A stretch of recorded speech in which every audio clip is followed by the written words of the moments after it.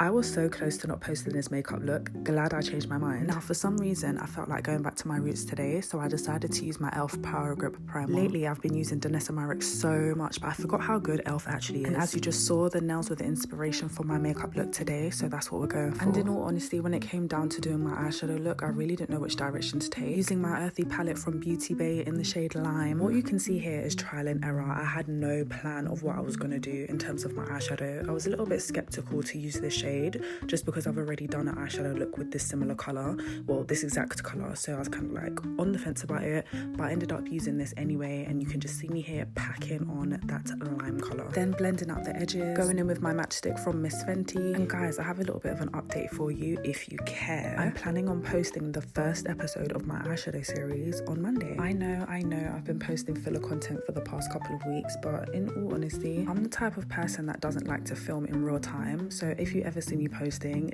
that's probably like weeks and weeks in advance. I don't know, I guess it kind of gives me peace of mind to know that if I don't feel like filming content today, I don't have to, because I have content to fall back on. Do you know what I mean? Can I just say, I forgot how good Too Faced concealers are. Like, wow. And when I do apply my concealer, I like to bring it down to just below my nose, and I don't like to drag out my concealer too much. I like to keep it in the center of my face. And when blending, I start from the edges. Always start from the edges. Then I work my way in. Then use the brush that I use for my blush. Wow, that's a mouthful. Use that brush and then just blend it out any harsh lines. And guys, can you lot let me know, am I the only person left on planet Earth that uses a beauty blender to apply their setting powder?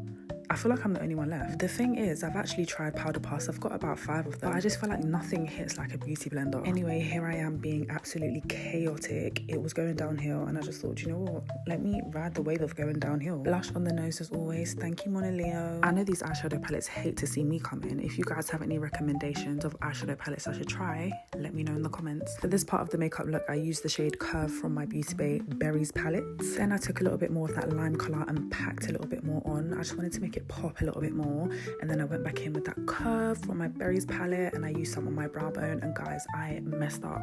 I was doing some mascara and a little bit leaked on my eye, so this is where the idea to kind of do that 60s sort of eyelash bottom lash look came from. And these are actually Mango cluster lashes. I am so obsessed with Mango lashes. I think they're so cute. I just played about with the lengths a little bit, and this is what I came up with.